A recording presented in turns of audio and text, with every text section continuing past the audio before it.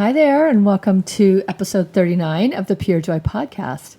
This is Elena Love, and I'm your host, and I'm so glad you're back in 2020 for season 2 of this ongoing podcast about how to create more pure joy in your life.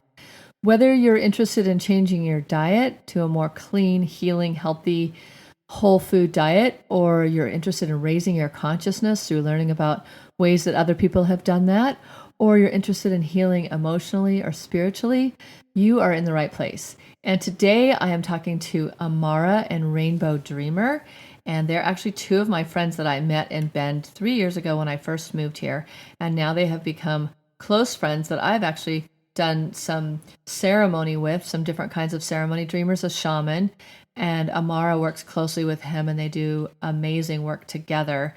They run a nature school for children, but it also, so many of the ideas that they shared during this podcast can be applicable to adults today.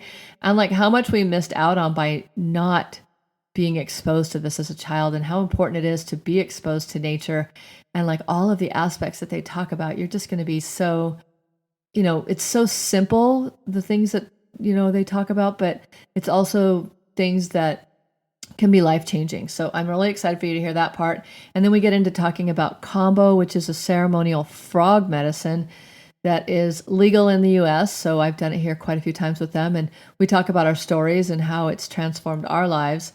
And then we just kind of get into the nature of consciousness and what's happening on the planet today. We talk a little bit about depression, all things that are pertinent to 2020 and how we can really just keep upgrading our lives and getting more into that bliss zone. And if you're wondering more about who Amara and Rainbow are, they are the co-founders of Wildheart Dreams here in Bend, Oregon, and they offer an 8-week online program for overcoming depression, anxiety, and fatigue, which we actually get into in this discussion. And their mission is to help people break free from suffering so they can live a joyful life, doing the things they love with the people they love. And they also do Kambo Ceremonies, which we talk about in this episode. And they do song circles and community events here in Bend. And in addition to working with adults, they also work with children. And since 2011, Amara and Rainbow have facilitated children's transformational outdoor experiences. Thousands of youth have enjoyed their award-winning outdoor nature program, Wildheart Nature School. The Dreamers are passionate about helping people access the healing force of nature. And before we get on with the episode, I just want to remind you that this podcast is sponsored by purejoyplanet.com, which is my website. So head on over there and sign up for our mailing list so you don't miss any of these podcasts and you don't miss the free recipes and all the great stuff that we offer. And be sure to follow the links in the show notes if you want to follow me on Facebook. And I also want to let you know that our January Love Camp is underway, and our Love Camp is a 4-week coaching program where we teach you how to do plant strong keto for 4 weeks, and we give you all kinds of lessons on not only on just food, but on your mental and physical and spiritual health. And we get into things like meditation and journaling and just really being present in so many different ways, and how you can lose weight, feel great for the rest of your life, because it's not a diet, it's a lifestyle. So check us out at purejoyplanet.com. And now let's get started with the episode.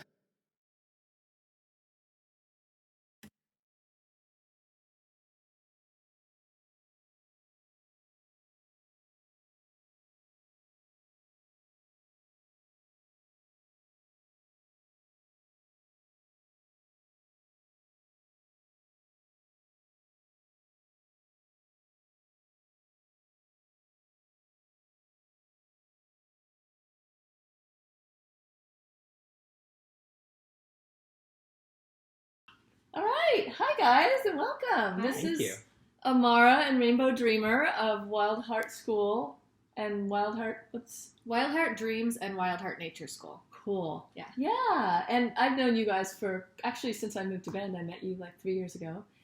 And I've had so many amazing adventures with you since then, like medicine journeys. And I'm just really excited to invite you guys and also to introduce you, because you have just so many amazing talents and skills. And I would just love to hear a little bit more, like everybody, to hear and know about what you guys do. So you want to kind of give us in a nutshell what you do on a regular basis? Yeah. So So we have a few things going. One is our local nature school for kids in Bend, and that's called Wildheart Nature School, and that's been going since 2011.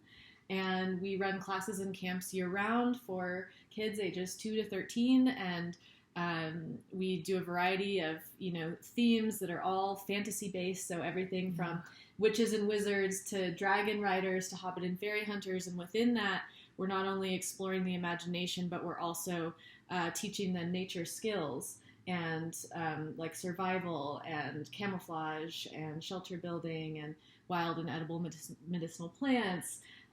So that's what we've been doing since 2011. And recently we've been doing some other things, and maybe we could start with Kambo. Well, let's talk about the nature school real quick, because Sure. that, like, to me, when you say that, I'm like, I would have had that as a kid. I mean, luckily, back when I was a kid, growing up in the 70s, we got to play outside more, and there was definitely more just, like, picking neighbors' berries and all the crazy stuff. But this day and age, like, to have that available, like, it just makes my heart... And there's so many people, like, in the world going, oh, I wish XYZ for my kids. Like, I wish it was safe. And you guys are creating that here in Central Oregon, and... I know, like, you started that, like, kind of with small, but you've had a lot of response to that, right? Can you just talk about, like, maybe some experiences the kids have had, or some, like, testimonials? Yeah, it did start out super small, and neither of us really intended to do that originally. Actually, Amara started babysitting because I was still in college, and she didn't want to get a job right away, at least a 9-to-5 job. Yeah. So she started babysitting, and she was getting kind of tired of being inside the house all the time with these kids. They didn't like going outside, and so she convinced the mom to take them outside. And the mom suggested, once Amara wrote down a list of, like, all the things she could offer the kids, like outdoor skills, she was like, whoa, this is really cool. Can I get another family involved? And so it was like 2 families to begin with. I wasn't even a part of the original classes.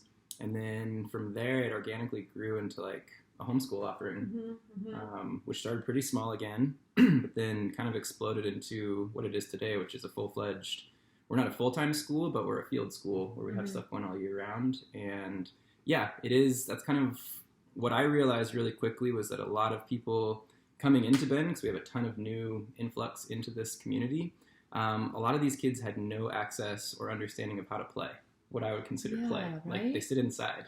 They're on their video games. They're on, they're just, they have to relearn how to play, really. Exactly. And how to interact with each other. Yeah. For sure, which is a skill. And Amara was like, it's a skill that many of us didn't grow up with. She grew up in Portland, and I think kind of identifies with that sort of childhood. Like, for her, nature was her backyard, which is amazing. But for me, nature was Central Oregon Badlands. It was like just free juniper country as far as you could go. It all looked kind of the same, but we would get lost out there for hours. And so I realized that I had this resource that was kind of disappearing from society. Yeah. And that's what we wanted to return to kids. And it's like, I was reflecting on this yesterday. I think one of the most powerful feedback that I got from a parent was when he was like, yeah, I went out to, I can't remember which lake it was, but it was one of the high lakes. And he's like, and there were these kids who were throwing rocks off this hillside, and just like throwing sticks and rocks, and it was just all just tumbling down and crashing. And like, people below were yelling at these kids, like, what are you doing? And I was worried that it was my kids, but I looked up and it wasn't. It was someone else. I had no idea where my children were. But they were somewhere else playing quietly and not disturbing anyone else. Yeah. And it was like, for me, that was such huge feedback of like, yeah, they totally do throw rocks and sticks, but they do it in a way that's not destructive. That's not like wrecking things. And they were really curious once I found them to show me all of the stuff they'd been learning with you. And it wasn't this like bored, I don't know what to do energy. It was like, hey, let me show you all the things we can do out here for the whole day and the rest of the summer. And for me, that was like, yes, that's what I want to give kids. The ability to feel like, they don't need a video game. They don't need a house. Yeah. They just need sunlight. Yeah, and there is an art to being shown too. Like all of us, and always, like, a lot of us talk about as adults, like we don't have communication tools or skills because we weren't taught them, because our parents didn't know them. So to be taught even how to play, it sounds funny, but in a tribe, it would just be a continuous. The older kids show the younger kids, and it would have gone on forever. But now it's almost like you have to rewild, right? Yeah, this is like absolutely. Rewilding, renaturing. Yeah, and I think one of the biggest challenges for me in my adult life is boredom. I really struggle with it, and I think it's the biggest challenge for kids too. Yeah. So I really identify with their problem. But to me, as a kid, it was like, if we were bored, we made up a game. So the art of like making up something to do is an art that is like a skill that I think adults are unfortunately not passing on to the next generation. And so that's what we're trying to do with Wildheart. It's like the Yeah. art of figuring out how to interact with an environment and make it your friend, so that you don't need this constant stimulus from social media, from video games, from everything. You can just find whatever it is that you're looking for and have a great time outside. Yeah. And with yourself. Mhm. Yeah. And whether that's, I mean, we offer such a huge spectrum. Some of our kids are really into shooting bows. Others are into nature art. Some are into friction fire. I mean, there's so many different avenues through which you can appreciate and love the outdoors that we just do everything we can to really span that. So you try and give them like a variety of experiences. So Yep. kind of like when you say like bows, would one day just be focused on, okay, today everyone's going to learn it, or do different kids do different things? So we've kind of gone down that route. What we found is that it's best to sort of put it in a fantasy theme. So we've done bow making workshops where we spend the whole day making a bow with the kids, and then they get to shoot that bow. They learn the proper etiquette and safety around how to use it appropriately, and then they're set free with this really awesome power. And in other cases, kids aren't super into maybe the hard skills, but they're really into fantasy worlds. And we want to connect with them too and have them understand that like the best place to create fantasies is outside. Yeah, the fairy realm Exactly. and like the princess and like all of it, right? Exactly. And bridging that gap between opening up the idea that maybe this isn't fantasy, maybe it's just a way of interacting with the spirits of the nature. The elements. Yeah, because kids do speak to plants. We had right off the bat in some of our plant identification classes, kids coming back after these plant sits, which are so simple. The directions are sit in front of a plant for 5 minutes. That's it. Just observe whatever it is that you see. Yeah. And regularly we'd have kids come back and be like, the plant told me this, it told me this. And it was Really? amazing to see that like what kids would talk about with dandelions, we'd look it up and it'd be like, that's actually some of the medicinal benefits of dandelions.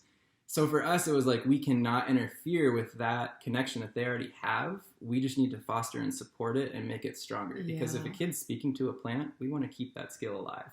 Yeah, because so many adults like, and they don't mean to, but you know, the little girl will come in the house and say, Mom, I was just talking to the dandelion and it told me this. And she'd go, no, it didn't. Oh, Exactly. yeah. And Totally. they belittle them. And then after a while, it dampens. That's how they lose Shuts their their connection. consciousness down. Yeah. And so we're born with this innate connection. And like, for us, the three of us, we're relearning it and like reconnecting. Absolutely. But like for children to just keep fostering that, that's just huge. Yeah. It's so It just beautiful. never goes away. Yeah, I had that experience as a child, talking to stars. I would talk to stars in the middle of the daytime. And my parents would be like, I don't you say shouldn't stars. do that. You sound weird. You know? And for me, I was like, oh. Oh, it is? That's weird? Oh, Yeah, okay. but for us, it's like when a kid says that, we're like, that's awesome. It's a Yeah. superpower. And then they can own and claim it, and it becomes a part of their gift and their way of working with Yes. nature. Oh, this makes me so happy. Yes. It makes me Yes. really happy. Yes. So is this an extracurricular thing? It's not Right. like you don't get credentials or whatever you call it. It's not a full-blown school, so it's whenever Mhm. kids are out of school. So Yeah. summer's our big season, spring break camps. And the other thing I want to share is that quickly our school became a magnet for the kids that weren't doing well in other settings. Okay. Particularly ADHD. The traditional schools, they had, ADHD and learning challenges, autism, Social issues where they weren't clicking into a group very social well. anxiety, Yeah. these kinds of things. And so we were creating such a container for them to where those kids could thrive. And so that I've started to notice that the word would kind of get out in those networks, and that we sort of became a hub of like the place that those kids could go and also thrive. Yeah. And then how quickly did you feel like they were a handful, or did No. it was easy for you? Immediate. I mean, like parents, it was so common in the beginning for parents to tell us, like, my kid is probably not going to make it through the day. Oh. He gets kicked out of every single program. We became like sort of the last resort for a lot of parents. They're like, he's been kicked out of Parks and Rec. He can't be in any of the public school stuff. Like, he's just too much of a handful. So I will have my phone on me. I'm going to be up here the whole day, like in the area. Call me if you need it. We haven't had to make those calls because, frankly, as soon as the kids get in the context of nature and they're supported in their own nature, they do what they need to, and it's completely seamless with the group. So if there's a kid who has social anxiety and wants to be on their own for a time, that's great, and we give them that space. And what we find is it's not long before they're starting to include themselves in the group, naturally. Not that we're asking them to. Yeah. We give them the space, and they're the ones that want to find it. With ADHD and things like that, it just doesn't seem to be an issue at all in the context of nature for us. We were baffled. We're like, how are these kids being diagnosed with behavior issues when they just don't display that It's at because all they're in this disconnected class? from nature, right? And we don't all learn the same. For sure. Yeah. Those kids often that we find who were coming in with like super inability to focus, ADHD is what they usually diagnose it as. those kids, in my experience, are the exact opposite of what they're being diagnosed as. They're hyper focusers. They're just unwilling to prioritize your values agenda versus theirs. Like, I'm Which not is on your great. agenda. Exactly. I'm here to have my human experience. I mean, Right. like, that's Precisely. really what it is. If you think about it, we all come into these bodies, and it's like, let me at it. I want to have a human experience. And then here's someone like, well, no, but you need to be in this box. It's like, what? Yeah. Yeah. The ADHD Yeah. kids, I think, are more awake and aware, and Yeah. they're like, you're not going to tell me how to For have sure. my experience. Yeah, Exactly. I remember one in particular, this mom was just telling me, like, you're going to have to do this, this, this, and this. You're going to have to be on him, be very, very strict. You kind of have to be a little bit mean to make him do what you want. And I was just like, okay, That's well, not my we'll style. feel it out.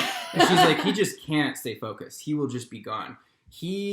As soon as we got an opening circle and past the opening circle, he spent the entire day with one piece of bark, just tracing all the lines on it.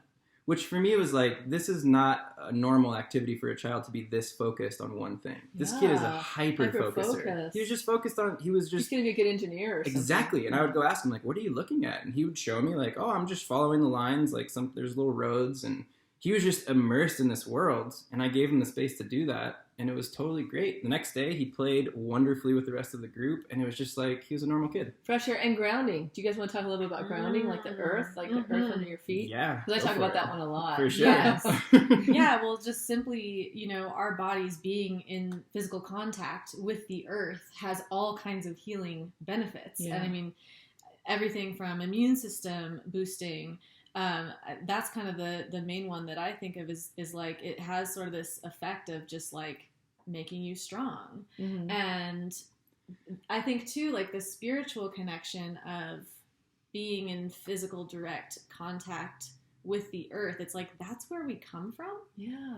And when we live in a world that is more just synthetic, and when we're constantly bombarded with signals from an environment that is not what our ancestors knew for thousands of years, It's not in our DNA, our cellular memory. it's just it's foreign, and so it can start to become this like feeling like you're always being threatened by something that you don't understand. Yeah. Whereas when you return back to nature and when you have that direct contact, the signals coming in are what you've evolved to understand about what's safe and what's not safe. And It's a feedback loop for your system. Right. Yeah. and Well, it just reminds me that they've done studies where they'll stress someone's immune system out, and then they'll ask them questions about politics, like affirmative action, and they or gay marriage, and they vote really conservatively when their immune system's been threatened.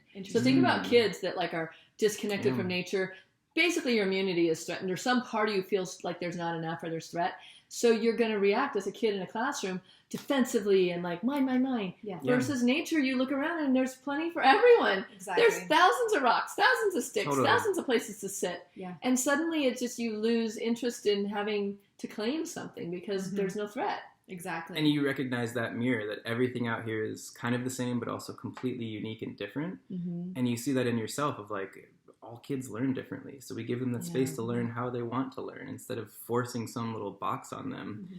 And a huge piece of it, like with grounding, I think I can be very, in the shamanic realms, but I'm also extremely grounded and practical and simple with some of my perspectives. I think just the 5 senses are one of the most powerful things to engage kids with. So someone who's supposedly unable to focus, like that kid, it just seemed like textures for him was just all that he cared about. And because it was engaging That something in bark, his system. Yeah. Just feeling it, looking at it. Yeah. And so when they're engaged in their 5 senses, there's no room for other things to like Mm-mm. move in that are distracting them. And that's what nature does. It's a full sensory awareness. And if someone's having a trouble or like an issue in our class, one of the first things we do is get them back to the 5 senses. Okay. We have them listen to what they can hear in the birds. And if they can't hear a bird that's far away, we have them really focus in, try to hear the wind if it's not blowing.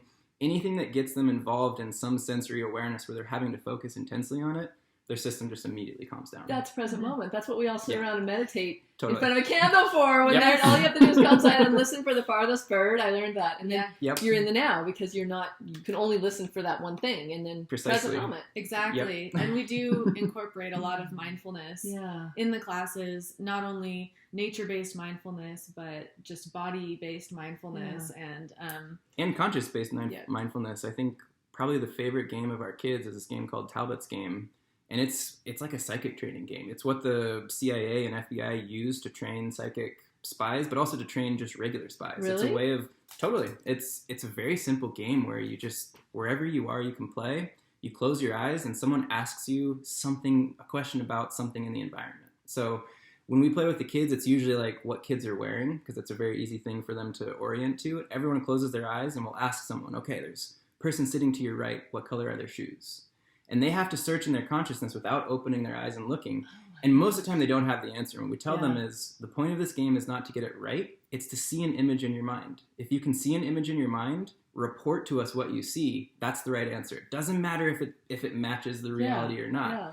And eventually it does start to match more and more accurately. Because they start to notice more, like, oh. Precisely. Without even being conscious of them noticing. It's like they just walk into a room and they've taken it all in and it's available to them, but they have put no effort into it. And it was amazing, to watch some of our students practice this and get really good. I bet. To the point where they were picking up on information they hadn't even seen with their physical eyes. We had one student who was kind of our original. He was the first. He was our very first student. So he had been with us for many years practicing this game. And we were at a class one day and we are all circled up and there was like a parking lot kind of to his back behind him. And Talbot's game came around. It became his turn.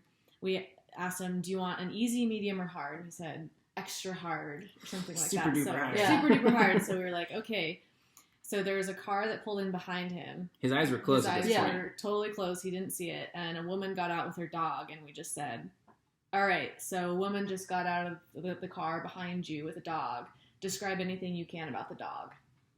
And he said, like smaller, medium-sized dog. He showed us about how big it was with his hands. Like white, like a little bit of blonde, but like mainly white, pink collar, and dog bone shaped silver tag, and the name is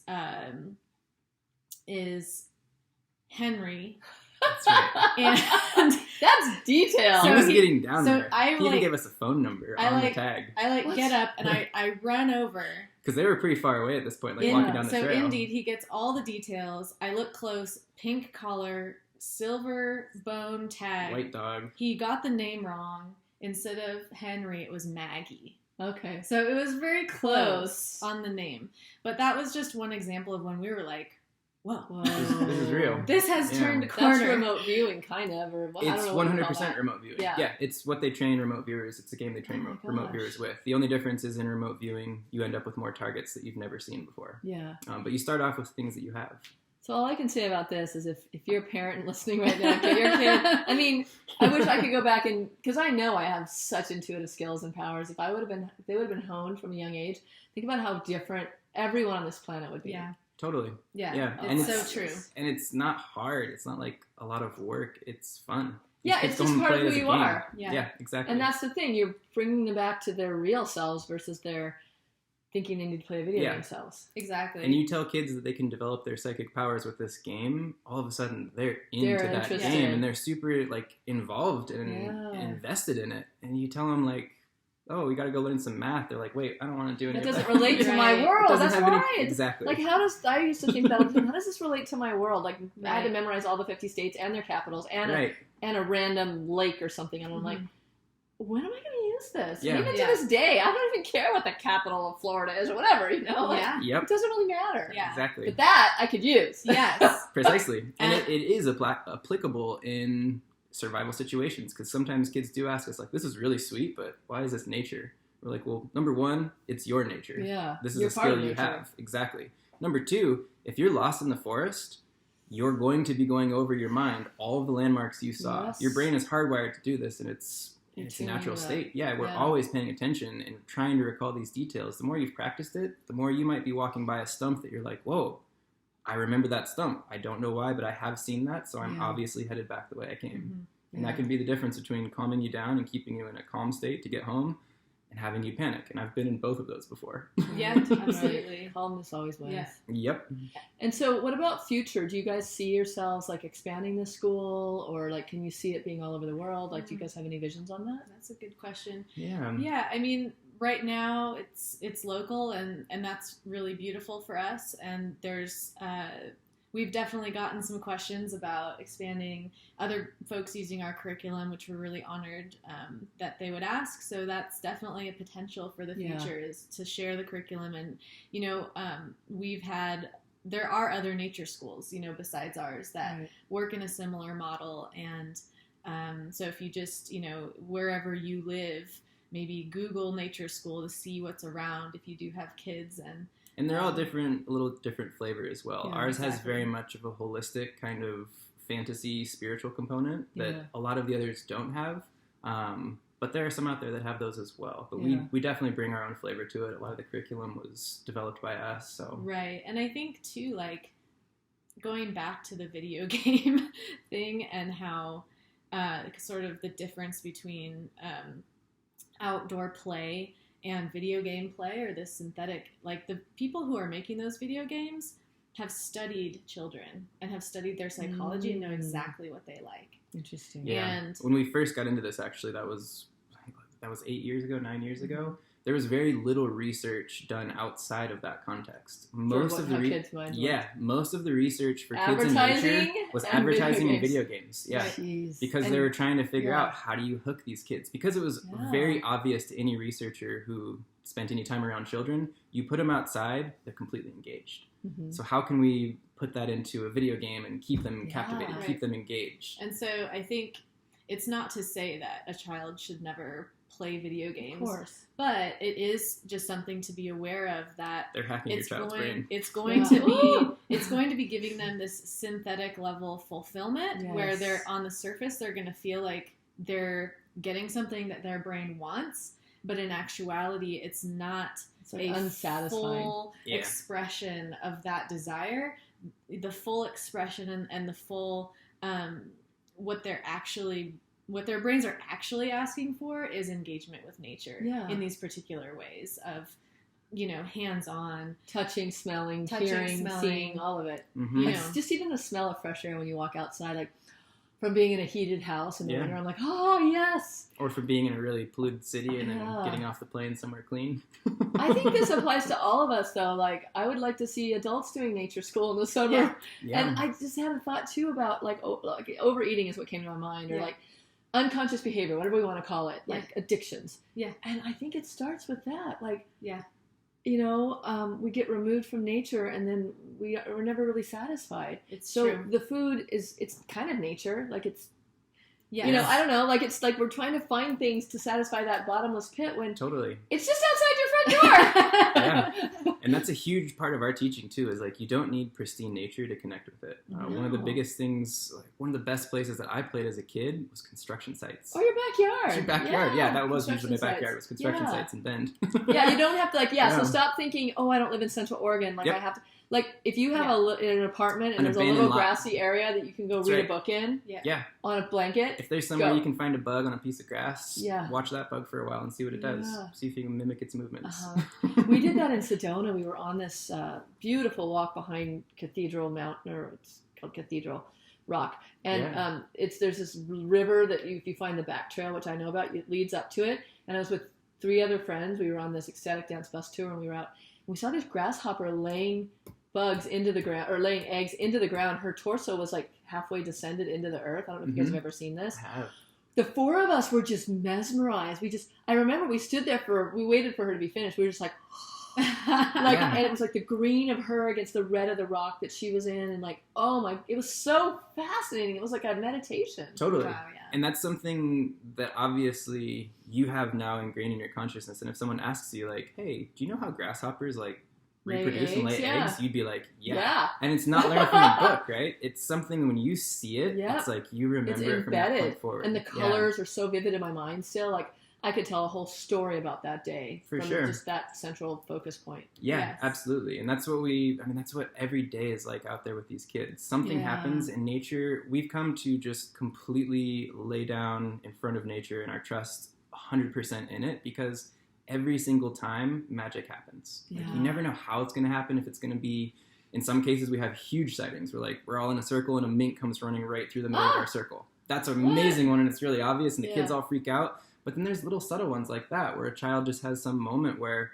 they watched a mosquito. That's one of my favorite stories. We were doing a sit spot, and this kid watched a mosquito drink her blood. She didn't swat it because I had told the story about how mosquitoes no longer bother me, and I'd made friends with them, and they don't leave bite marks on me. I explained the story, which for me was very much this process of opening, and it's a long story, but I heard music of all these mosquitoes surrounding me. They were making this symphony, and it was so beautiful that I just listened for like half an hour. I never had a mosquito bite after that. They do bite me, but they just don't leave any bite marks. Me too. Yeah, totally. And so for me, it was like, that's possible, because that wasn't the case before this experience. I told this girl that, and she was like, oh, cool. So she goes out and has a sit spot, and it was a long sit spot. When they get really into them, they start trying to move the time up. So it was like a 40-minute sit spot, which is... You just sit still in one place. You sit in one place without making any noise. Okay. We usually do about 5 minutes, but this group, I think it was like 11-year-olds mostly, they wanted to do it longer. So they did a 40-minute sit spot. This girl comes back, and I could tell, her eyes were glowing. And it's like, oh, something happened. Okay. So I called on her, and she's like telling me this story of this mosquito that lands on her. It's drinking her blood. And in that moment, she realized that she was in the mosquito and that they were now the same thing. Like her blood was brothers. She's like, I was a part of it. Like my blood was its blood. And I just realized that we were the same thing. Oh my God. She never got a mosquito bite the rest of that for years after. I haven't spoken to her for a couple of years now, but for years we would check in and she's like, they don't bite me anymore. They don't bother me. I have no problem with mosquitoes. So the connections can be very small, what seem like mundane things that have profound influence. And lifelong influence. Exactly. Like that, she'll never be the same her whole life around mosquitoes. They don't bother me. Yep. Yeah. And it's super cool. It's like a superpower when you're out there and you have that connection to something. Like the kids see me with bugs. There's all these bugs flying around me. They're getting worried and they see me and they're like, why aren't the bugs biting you? And it's like, oh, because I just asked them not to. Yeah, I just have an agreement with them. And then you can see their system calm down a little bit and be like, oh, okay, I'll try that out. I've done that with bees, and I don't know when I started this practice, but like, because I would see people freak out. So I just become the super calm in the storm. People are, like maybe one person's freaking out, and I'm just like standing there, it's fine. And they don't come near me. They don't chase me. Like maybe they'll come by me, but I just don't, my nervous system doesn't react. For sure. Exactly. And that's the other thing I heard, and you guys probably know this, but when you have a fear reaction, you know how dogs will growl at you if you're afraid? It's because they can smell. Fear has a smell, and all insects and animals can smell that. And they're not necessarily attacking you because you're afraid, but the fear creates danger in their mind. Precisely. That pheromone or whatever it is. Yep. You guys know about this, right? Yeah, we've had that probably more commonly associated with wasps. We've had quite a few wasp attacks where there's a lot of ground wasps out in the area we do classes. Sometimes a kid will step on like a nest, not seeing it because it's just a tiny little hole, and they'll explode out. And when that happens, the kids go into panic mode. You've got to kind of lay down the law and just be like, all right, normally we don't kill bugs, but save everybody, get the heck out of here. And if you got to swat someone that's getting a bite, you got to do that. But it's a calm system because when the kids that go through that and have experienced that trauma, oftentimes afterwards will have a lot of like reserve and hesitation and anxiety. PTSD. Yeah, exactly. When a wasp comes around, but you've got to show them that it's actually an energy that they respond to. So if a wasp lands on me, I don't freak out, but I also don't just do whatever it wants. I show it what I want. I'm like, you're not welcome. You're going. And I push it away. I don't like swat it. I don't give it an aggressiveness. You're just kind of like, that's what I do. It's like, exactly. Okay, go over that way. It's a dominant energy that's not insecure. It's just saying, this is my space. You're going to respect it. And after like 2 or 3 pushes off, they don't come back. And the kids see that and they're like, oh, okay. But when I do this, it just stays around me. I get freaked out. When I start swatting, it get more come. So they learn pretty quick that like it's a better method to just be calm and tell it what you want. That's so cool. Yeah. Oh, I love that. So then on the next note, I know you guys do so much stuff, and you really actually do guide adults through things as well. One of them being Kambo, which I've experienced with you guys 3 times. So just quick story on that. Well, you guys should tell what Kambo is, and then I'll tell my little story about my experience. Kambo is a frog from the Amazon jungle. It is Phylomedusa bicolor is the species name, and it secretes a mucousy type secretion on its skin. And somewhere along the line, according to the ancient traditions, they were given the instructions on how to apply this to the skin through burn marks and then putting it on the skin. And it creates a what seems like a violent reaction in the body. but it's profoundly healing for the entire system. It's basically like hitting reset on a computer and just turning everything back to factory settings. Yep. I can attest to that. Yeah. Yeah. And then, so just before we go into that, like, tell us about your training, because I know you went down to Peru. Well, we first found it in Peru. That was the first time we participated in a ceremony, and that was we'd never heard of it the night before. Someone was like, I'm going to do this thing. I'm going all alone. Would you two like to join me? Like, sure.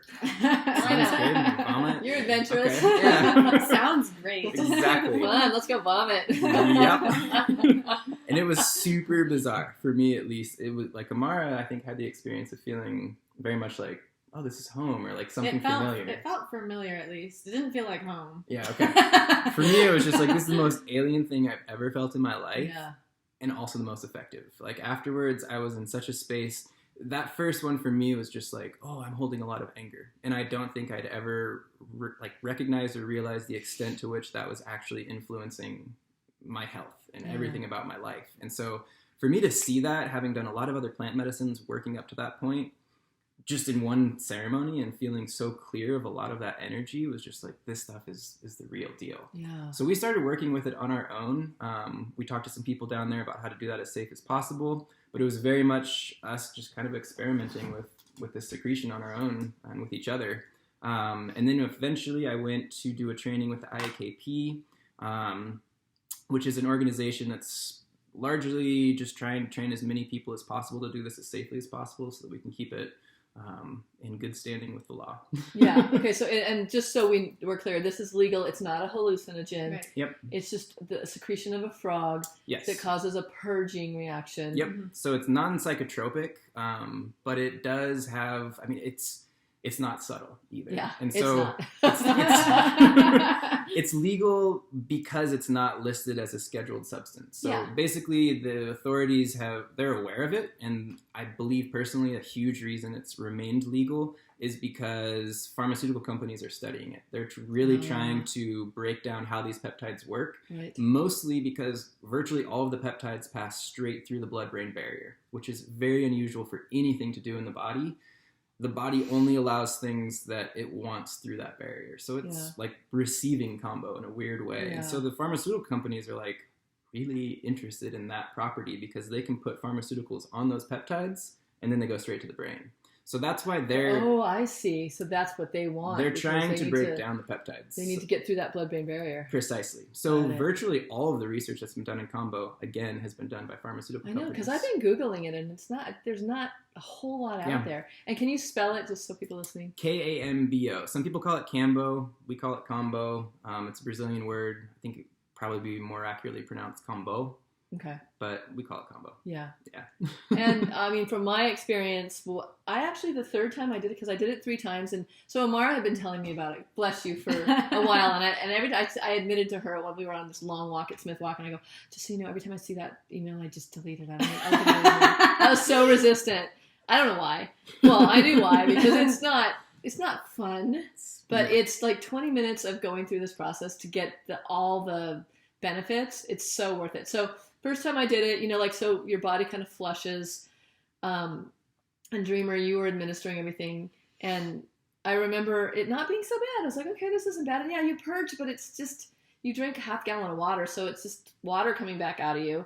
But I would love for you guys to talk about the different, what comes out of people. Because for me, a lot of bile came out, which is, I was excited about. Like, it was kind of bright yellow vomit because it was my liver cleansing. I'm like, go liver. But you guys have had experience with people who have had chemo and... Yeah, that's the only one I can say consistently that we do see as like an indicator. So there's a huge spectrum of colors that can come out of people and textures and shapes and things. It's pretty bizarre. I don't know what they mean all the time, but pretty much consistently every time we've seen purple or blue. And it's not like it's like very obviously purple and blue. It's a very weird color to see. Food coloring dye. Like coming out of their body. It almost has like it glows a little bit. It's very unnatural looking. Every single person who's had that come out has either had chemotherapy or in 2 cases, they were nurses who served chemotherapy for like 20 years. Yeah, you don't want that in you. No, it's really intense to see, but it's also amazing to see Kambo just like pulls it right out consistently from people. It's incredible. But we've had all kinds of colors, everything from like just straight black Some people Black. get like reds that come out, Mhm. and it's not blood. It's like just almost a rusty color. Yeah. You were the one that brought up the liver fluke. I can't, like, it makes my stomach. Yeah, let's turn talk about so the liver red. fluke. I think that's what it was, 'cause I had something come out of me that was living and Yeah. wiggling and moving. It was like that big. It was flat, you said. It was That's flat. A It liver was a fluke. little green, like, slug is what it looked like. It was so disgusting. And my practitioner was just like, I'm going to throw this away now. Like, I don't even want this in the room. Yeah. And so for me, I thought it was some kind of spirit. But hearing you told me liver fluke, I looked it up and I was like, ugh, that's Yeah, I think that what was it it. was. Which is and, basically like, like a parasite, right? In your Really liver. And intense we all parasite. have them. Or a Right. lot of people have them, at least if you haven't done a lot of cleansing. Yeah. And I think you had done a liver point, so that's the other thing. I had done 3 liver points With that Kambo, time, you- plus an anger point. It was Right. just, we were blasting my So liver. with Kambo, Yeah. because Because it's a there are burn. So points. basically, I can show, for those of you guys watching the video, well, my scars are kind of almost gone. Mine Yeah, may have you one have on your some. neck. Yeah. Anyway, you just, like Dreamer would put tiny 3 dots on my arm with a matchstick almost. Like, and it doesn't, I mean, if you've done anything in life, that's not that big of a pain. It's quick. And then, so then you have these points. And so you can pick the different points. Exactly. Yeah, and it's sort of like acupuncture. There was a Costa Rican lady who kind of pioneered that. She was an acupuncturist who had done Kambo and was like, why don't we put these on acupuncture points and see what happens? And sure enough, it makes a huge difference Yeah. as far as the Yeah. experience goes. Yeah. So you can really target like things like if you want to flush your liver, you can do that. If you want to really explore the chakras and open those up, you can put them on chakra You points. could do it on, I did it on the back of my heart. You've done it Yeah. on your heart a Mhm. couple times. Yeah. And I know that you said, Dreamer, when you did it on your heart, you did like 3 points on your heart. or I did something. 5 just straight on my heart Yeah, chakra. and you had like a euphoric experience. Oh yeah, and that again, that was just purely my practicality because we were in the training. I had to do a self-treatment, so it was just me. No one was allowed to help me. And from my perspective, I didn't believe. You can see there. Yeah, I didn't believe that it made any difference. I was like, it's Kambo. It does what it wants. It's a master medicine. But I just put them there because it was easy to have 2 hands available. And then it was a very, very intense experience. I fainted. That was the first time I'd fainted with Kambo. Mhm. But afterwards, for like 3 days, I was blissed, like so in love with everything. And just, I remember multiple times being like, I don't think I've ever understood what love means. And people were like, okay, Dreamer. Finally, someone was like, Dreamer, you put them all on your heart. Like, that's why Hello. you're exploring love right now. And Yeah. I was like, oh, this is real. Okay. Well, I noticed the time, like, so I've done it 3 times, and the time you said, okay, the next day is when you really experience, like, it's like the day you do it, like, you fast before you have it, and then, the day goes fine. It's not like you're out of it or anything, but, your stomach might feel a little bit just sore. Mhm. And then the next day, though, like, woo! And then I remember when I did my heart one, which is the second session I did with you guys, that it was the second and third day, I think I was texting, I'm like, I feel like Superwoman. Yes. I just felt so powerful. And that's when people ask me, like, what my results have been from Kambo and why I've done it. Like, I feel like, and I haven't gotten sick at all. And I don't usually get sick, but a lot of times I take a lot of oregano oil just to keep from that. And I haven't even had to do that. Yeah. And, like, I just felt so strong. Mhm. And that's the only way to describe it. Like, mentally strong because I went through something, but also just physically strong. Mhm. Absolutely. Yeah. Yeah, it's a super common experience to just be completely filled up with your power. I think that's, they call it the great remover of obstacles because it's associated with hunting magic. So they use it to hunt in the rainforest game. Yeah. In the West, or when you're just using it for not hunting maybe an animal, it's whatever it is that you're stalking in life, what it is that you're after. And so I feel like it does remove those obstacles by really filling you with your power, and you break those obstacles down. Yeah.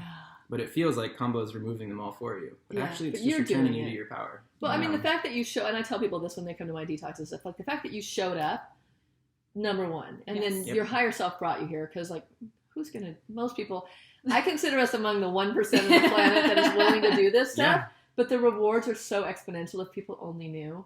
For sure. Like, if people only knew how amazing it was. So I did 3 because that was a download you gave me, but I got that download, like, after the first one, I thought, oh, I'm only going to do 1, and then I'm like, I have to do 3 more, like, 2 more. Like, I knew it. Like, my higher self knew it right away. Yeah. So I did. I, like, made sure I got it all in before the year was over. Yeah. And I thought, okay, I'll just do 3, and that'll be it, and I'll never do it again. But now I'm like, oh, I'm open. I'll do it probably again, like, because I know you guys do For it sure. regularly here in Bend. Yeah, it's really, it's cumulative, it builds on itself, and it's really great work. It has a way of just kind of fortifying and bringing up whatever it is that needs to be dealt with. Yeah. Yeah, it's good stuff. And a lot of people get hung up, I think, around, like, they've seen videos online. There's a really common video of it's like, I aged 80 years in a combo session. It's just her swelling that they're saying is the aging. Oh, okay. So it was literally lasted for 10 minutes. Yeah, it's actually the reverse that we've seen. It's like the more you do it, the tighter your skin gets, the younger you look. Okay, it's sign me up for more. Yeah, it's amazing. They call it the Kambo age regression. Really? Yeah. Okay, I didn't even know about that part. It's a known thing that we talk about a lot as practitioners. No wonder. But it's true that like people get hung up on this super intensity of the 20 minutes. But it's like... People work out for 20 minutes like crazy. Exactly. And it's like 20 minutes? That's nothing. Really? That's nothing in the scheme of your life. And in that way, it's a really compassionate medicine. Because it's harsh for that 20 minutes. It's not like ayahuasca where it's all night long for 3 nights in a row. Exactly. It's super short, super fast, and then you're through the gauntlet. Yeah. Mm-hmm. Okay, so before we move on from Kambo, just tell us like what's your, like, I know you're a trained practitioner. Yeah. Basically a shaman in it, or however you want to say it. I don't know if you I guess use that word. So when they train practitioners in the IAKP, they're really training you for the specifics of how to run a ceremony that's safe and that's going to be as medically legit and safe as possible. Yeah. And what happens in an emergency, because there are some things that can happen. Sure. And if you know what you're doing, there's no reason for any of that to ever go down. And like you tested it, like you tested 2 points on me or 1 point, and then you waited, and like you did it really professionally. Yep. And so that side is what they train a whole lot in the IAKP. They work on facilitation as well in the IAKP, but it's a 2-week training. So like in that 2 weeks, you are 100% there. It's nonstop, 24/7 for the most part. But there's only so much time that you can really develop those facilitation skills. The facilitation skills that we bring to the ceremony are developed quite a few years before that. We're still continuing to develop with our shamanic training, with our initiations in South America, the West, all over the place. But we bring a lot of that to the ceremony that other practitioners don't necessarily have in their toolkit. They bring what it is that they have to offer from their life. So you guys have so much personal experience with it too, which is huge. So our ceremonies look a little different.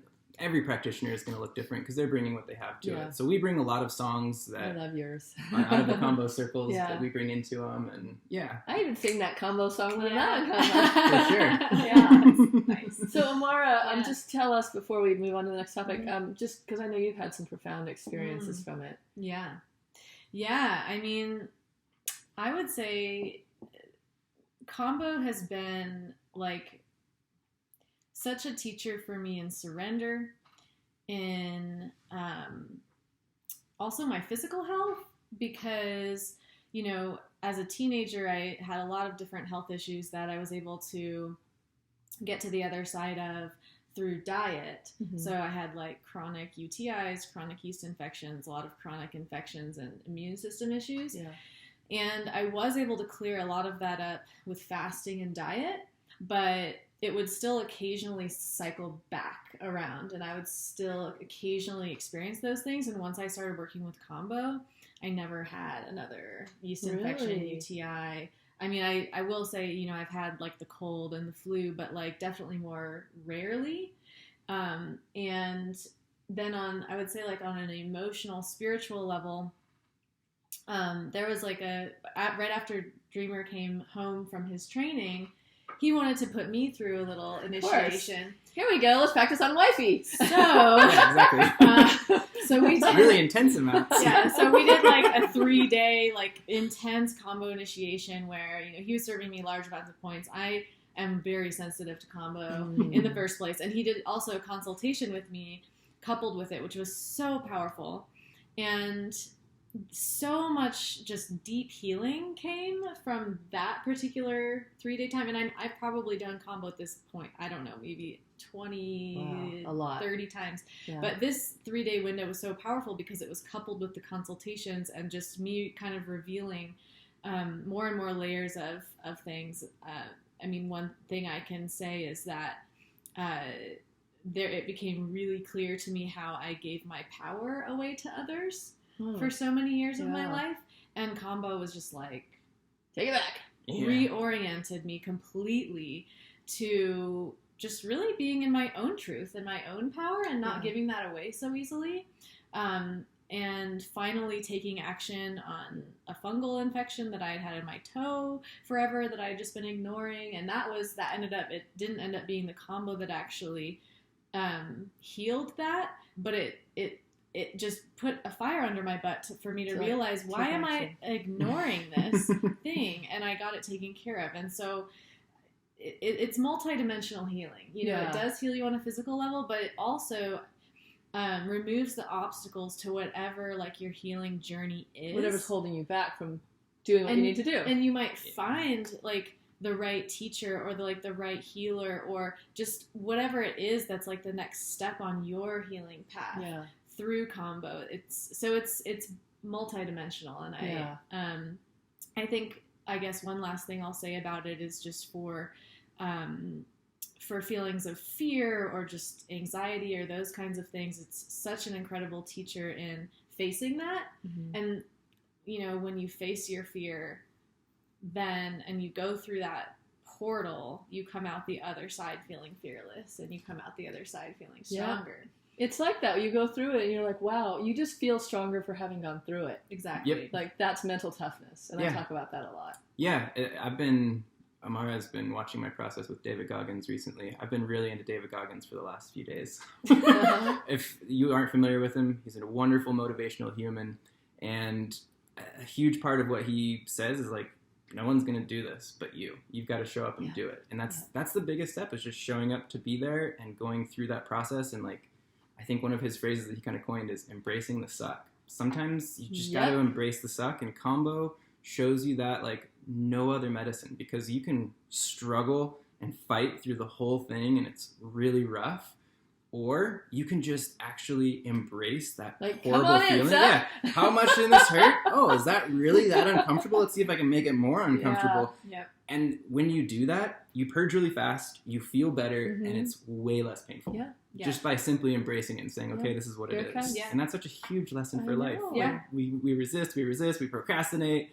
If we just leaned into it a little bit, it'd be over before we knew it. It's like a wrestling match with ourselves, because that's the other thing. Will I, won't I? Will I, won't I? Yeah, like, and one of the peptides in Kambo really initiates the fight, flight, or freeze response. It's a phytomedusin. And so, you know, you're faced with your fear, literally. Like, your fear response is going off in your brain. What are you going to do about it? How are you going to react to that? And when it's intense, it's intense. Like, the last time I did it, you know, I got the point right on my neck, and it had been more gentle the time before, and I was like, I got this. I got my like lavender essential oil, and I'm smiling through it, and forced smile. Oh man, like that neck point was just like and like Dreamer came around with the water, and I was like, no, get away. Like, I don't need any more. Like it, you know, and so you have to wrestle yourself sometimes and wrestle this fear response. But it's almost like that. It's like once you become a better wrestler and you learn to be the master of you're that, in charge, and you have to realize that you're in charge. Like that is just a signal to tell you something. That's not supposed to be the master of you. It's not supposed to take over. Yeah. Yep. That's a really cool way to look at it. Yeah. And then I know from there, like, you guys do a lot of consulting, because you have some people that have kind of done Kambo as part of their work. Yeah. And then they go on to like work with you guys on a deeper level. Like, Precisely. Yeah. Yeah, a huge piece of Kambo is the psycho-spiritual aspect of it. And if you can really engage Kambo with that as well, it makes it more effective. So when someone comes in looking for just like, oh, I've got, say, like a bacterial infection or something, and I want Kambo to take care of it, it can do that, but it's so much more effective when you're on board with being like, okay, I have this bacterial infection. What is that meaning in my life metaphorically? How is that affecting me emotionally, spiritually? What is this pointing me towards? And how can I work with this energy to bring it to resolution and bring myself to more evolution? When you do that and then take Kambo, it's just stacking so many things in your favor, and it makes the energy so much more powerful. So for us, doing the consultations beforehand is huge. And that's part of our skill of what we've learned in how to track and follow people's emotional traumas, follow people's just basically their story, and see what it is in that story that's keeping them stuck, and helping them come to that space where they see it too, and they understand how to move it from their own space, so that we're not really doing anything for them except just listening to where their blind spots are. Yeah. So you're basically helping them unpack whatever it is, because some people aren't willing to look at themselves, but if they have a coach and someone experienced, like, well, I'll help you. I'll be here with you while we look at it. It just seems like it makes it feel a lot safer. Precisely. Yeah. And oftentimes you don't even, there's sort of this, I think, a misconception that you need to find the root. It can be really powerful finding the root of something, But like you're saying, showing up with the intention of healing something often is enough. You don't, that's been my experience. I had really intense back pain that they were telling me I needed to go under the knife for when I was in high school. And to me, that just was crazy. And I had a surgery scheduled. I was like a week out from a surgery on my back until I found this book that completely changed my life. And it was just saying, like, there's a psychosomatic root to this pain that you're feeling. So address that and you won't need to have surgery or be adjusting your life to it. And that changed everything in my understanding of how health and human consciousness works. Because in a week, again, I was back running. And before that, it had been like a year where I was unable to, I couldn't walk more than 100 yards without excruciating pain. And so seeing that was amazing for me. And I didn't at that time need to know what was causing it. I just needed to know that it was my brain that was causing this pain. And in knowing that, it was enough for my brain to stop because it was trying to keep me from something inside my emotions and my... It didn't want you to go there. Didn't want me to go there, so it took the pain away. Yeah. Now, it was years later for me that eventually that pain came back. It didn't debilitate me that time. It was just an indicator quickly for me, like, okay, it's time to actually deal with what caused this and the trauma in my past. So I did go through and actually address that, unpack it, and it was a really powerful healing experience for me. But it wasn't like the pain this time knocked me down. Yeah. It was just like, hey, remember us? You need to deal with this thing now. So if I was to have an experience, like let's say something like that, like what would be the first thing that you would, like you, a dreamer, would do? An experience like you had a... Like say I just had something flare up that was debilitating and I was like, I know this is emotional. First thing that I would do is ask myself what that metaphor is for my life. Okay. So if you have back pain, the back is all about the spine and support. So how are you not being supported? How are you not supporting yourself? Yeah. And it sounds like a frustrating question for someone who's like, this is real pain. It's not denying that it's real pain. The pain is absolutely real. But the brain creates every pain that we feel. Yep. You can literally cut a nerve in the brain and we're incapable of feeling pain. So you could stab yourself and you wouldn't feel anything. Yeah.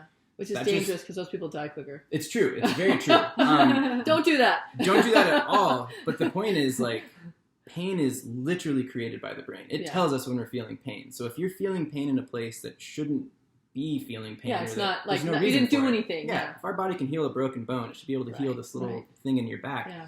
If that's happening, there's something that's not being addressed and dealt with. And that also applies to some of the mental illness that people experience. So, directly, yeah. So, whether it's back pain or whether it's depression, Anxiety. whether it's anxiety, Chronic there's fatigue. a reason why that's not healing. Yeah. Because it really, in our natural state, it should be enjoyed. It should be fine. Yeah. Yeah.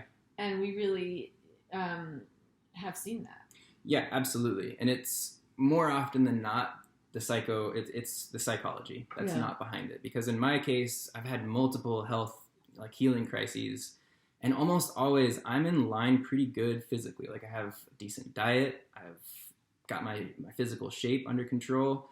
It's usually for me a psychology issue and a lot of people that just isn't clicked in behind that. So you could be doing the right things, Sure. but if you don't have the right, like, kind of attitude behind it, it's not going to be doing anything for you. Mm-hmm. So that was, from chronic fatigue, that was my journey largely. It was like everything was dialed in, but I just didn't have my masculine fire dialed. Sure. So it was like I needed some just straight up fierce warrior energy of like, I'm not going to take this anymore. Okay. I've got to get out there and work through the pain. Every step that I feel pain is going to be an indicator that I'm getting better, not worse. So you just reprogrammed your mind. Precisely. I love that. Because you can totally go through that same attitude of like, oh, this hurts. Oh, And it's it's making getting me worse. worse, yeah. And it will. And you'll go down that track. Exactly. But you can flip it and be like, every time you make me hurt, I know I'm getting stronger. Yes. And that is It's kind of like when you're such a huge weightlifting, you're like, difference. this hurts, but Yeah. I'm getting stronger. Precisely. Exactly. Right? And it makes you better instead of worse. So just Yeah. having that little bit, just a little bit lined up can make Different the difference mindset. between healing and not. Yeah. Exactly. Yeah, and I know you talked about, like, you've been working with people with depression as well, which is a big one. People think they have to take drugs to, like, I believe a lot of it is diet, but I know there's more to it Huge than piece of that. his diet. Yeah. Yeah. Absolutely.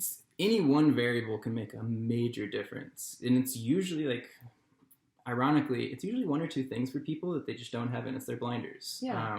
But diet is often a huge one. And it's sugar. It's sugar, yeah, you can be in on every other aspect. Your psychology can even be on But it's really hard if your diet's not lined up behind it. Right, because if your body is constantly like being bombarded with signals of something's wrong, you know, because you have inflammation. Right, from whatever you're eating, yeah. And you might even have sensitivities, and so your immune system is constantly going off. Yeah. And, you know, that's not going to be very settling. You don't make good decisions, as we talked about earlier, when your immune system is threatened. And again, it's going back to the kids. It's like, you know, when we live a lifestyle that is primarily outside of nature, when we're surrounded by these more synthetic, you know, realities, it can be harder to get our brains in proper firing mode, to where your amygdala is like, you know, knows what to perceive as a threat and not. Your amygdala is what, like, you know, is the part of your brain that sort of determines if something is a danger to you. And if it is, it's going to send signals and tell your brain to put out these stress hormones to get you an adrenaline so that you can deal with the problem. Deal with it, yeah. Right? Yeah. But then it's like chronic. It's just all the time. But then people are in that all the time. Yeah. And so the stress cycle is not completed. We never know when we're out of danger. So we really just have to figure out when, you know, how to make our lifestyle reflect just nature. And that's a, you know, very multidimensional process. It includes your psychology, it includes your spirit, it includes your diet, it includes your lifestyle, nature connection, it includes your community.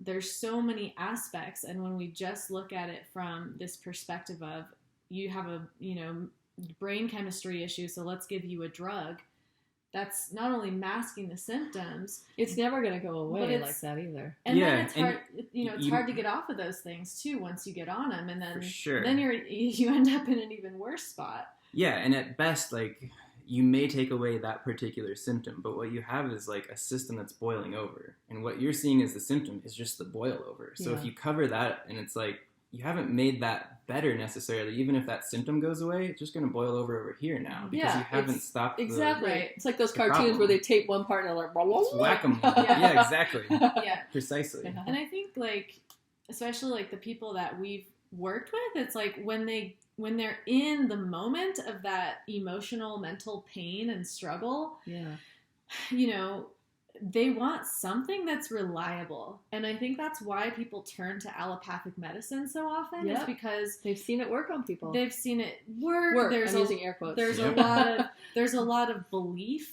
in the culture around it, and a lot of authority around it.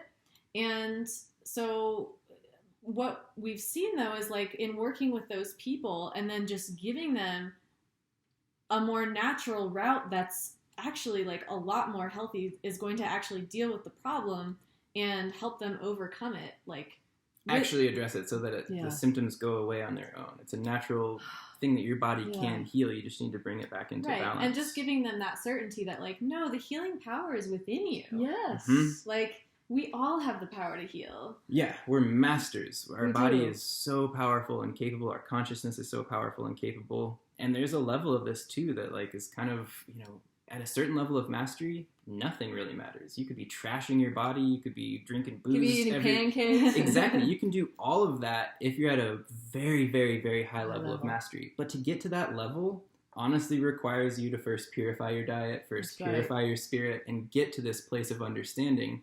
And most people who reach that level don't want to go back to it, because it's like, why would I spend all of this extra effort just to enjoy a pancake when I can enjoy something healthy, like your body those starts to wonderful crave keto those chocolates good that we had. things. Yeah, precisely. Exactly. You start to crave the things that are good for you, instead of like, I'm going to put effort into doing this thing that doesn't help me in any way, but I'm going to make it good for me.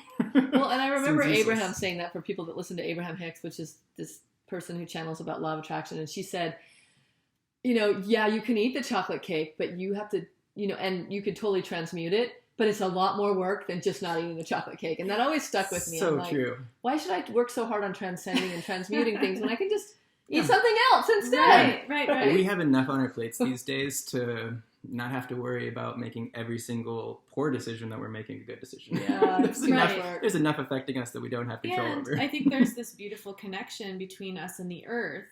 And the beautiful thing is, like, the healthier foods are often like the foods that are grown in our local communities and that have like the life force of that food in them still. And in that way, we're also building these mycelial networks of community again. And then that community is what heals the planet. And then that connection is also what heals us. So it's, our healing is reflective of sort of the outer work that we could be doing to create a more sustainable earth. And all of our choices, like, so if we're voting with our dollars, buying chocolate cake versus buying broccoli. Yeah. And then one thing that you said that I thought about is like the gardener that touched the earth, and then the person that harvested the broccoli, and then the person that like brought it to the market. That's all the mycelium. Like every person that touched it, we are now, they're like the mosquito. They're part of us. We're part of them. And it's creating us to have, like, even in Bend, just to create more of a harmonious community. And then from there it branches out. And like if we eat local and eat as much as we can, support our local stores versus buying on Amazon, like, which I'm really working hard to not buy on Amazon as much anymore. Like, because I want to support the locals, even if I have to pay an extra $1 or $2. Like, that's the mycelium. Exactly. Precisely. And it's very much about how we're taking care of our environment as well as ourselves, because it's the same thing, right? It's all connected as above, so below. So when we're treating our bodies a certain way, we just need to look at the environment and see like what's happening to it on a global scale to recognize like, so even if I'm doing things that I can transmute, even if I'm a master and I can make this healthy for me, what is this doing for the planet? And there's, as a species now, so many of us on this planet, and we're making such a huge impact.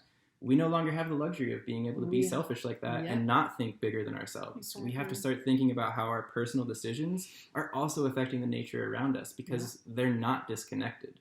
We can't be eating healthy foods that are coming from a healthy earth if the earth isn't healthy. Yeah, that's right. So everything feeds everything. Yep. One thing I just love about your message, Elena, is about just that pure joy that comes from living a clean lifestyle. And that's another thing that I've seen, and there's one of our clients coming to mind right now in particular, to where he had anxiety his whole life.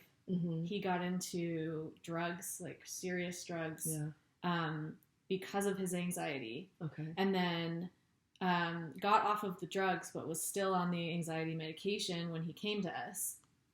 And after we've been working with him for a couple months now, and he's been cleansing. He is completely off of his anxiety meds. Wow. And now looks like a new person. It's not like he's just doing well. Like, he is blissful. Like, he's exploring like what it is to like feel really good. And that's not to say none of us feel like that, every single moment is every single day. We all struggle. Yeah. And like, that's another thing to be really clear about, that like, we all struggle. Like, we all have our days and our moments and whatever. But when we can find like this sort of sweet spot where, a lot of the time we're in these bliss states, we're in these states of like feeling this intense, incredible spiritual connection and opening. And I think that's, a lot of the times, like, these illnesses like the back pain or the depression or the anxiety or the fatigue, it's like this little signal that, not that like, that like everything is terribly wrong. It's just a signal that like you're misaligned from like your joy, and there's all of this bliss and joy waiting for you on the other side. And there like, you really will not.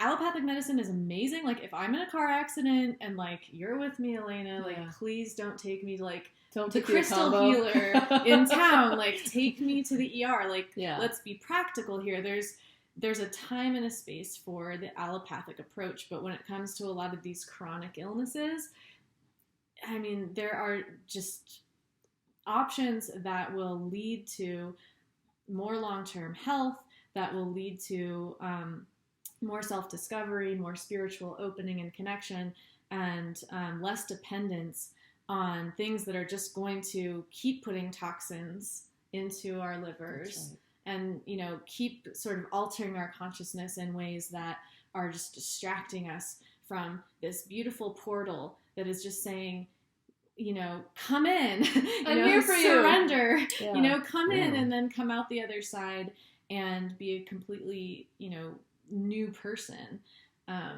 Yeah, I completely resonate with that. And I really love eating your food, because we were just talking earlier when I came in the door about how sensitive you are once you've done a lot of detoxing, once you've done a lot of fasting, how sensitive you become to foods. And I've found, honestly, one of the biggest affectors of my mood, of my energy levels when it comes to food, ingredients for sure, but even beyond the ingredients is like what went into making it. So like if I'm eating food that's made by you, I really feel like it's a totally different experience than eating food made by someone at a restaurant. Joe Schmo with a hairnet. Yeah, and I have no idea what they were thinking when they went into that food. Or who they were talking to about they were talking to about what. Yeah, I mean that energy really does affect me. And I met someone in my one of my races who was like, I won't eat food that I don't know who cooked it. Yep. Because I feel the same. It makes me sick. He's like, I'll get sick because people don't keep their consciousness in a very good space when they're making food. So you're eating consciousness is what you're saying. Precisely. You're eating what goes into that food. That joy that Amara is talking about, I can feel it when you cook. Yeah. It's like amazing. When I eat those chocolate bites, it's like, oh, this is, I don't need very much of this because there's a lot of energy here to be available. And I try to focus myself that way when I'm making food. Like, and Amara will say that. Like, I'll make food with just a laser focus on nothing but gratitude today while I'm making this. Yeah. She'll eat it, and I've done nothing different. I've added, like, salt, because I'm not a very creative cooker. There'll be no spices, and Amara will be like, this is amazing. What did you do? And I'm like, it's probably that little dash of onion powder I put in there. Yeah, no, it's true. Love has a taste. It does. Because they've shown with the Masaru Emoto and his messages from water. Yeah. And I've done it. The water imbued with love tastes sweeter. Like, it would be fun to do a taste test sometime on a blind taste test. Like, let's taste the different, like, what does this taste like? Like, one is like misery, one is, that one's bitter, Yep.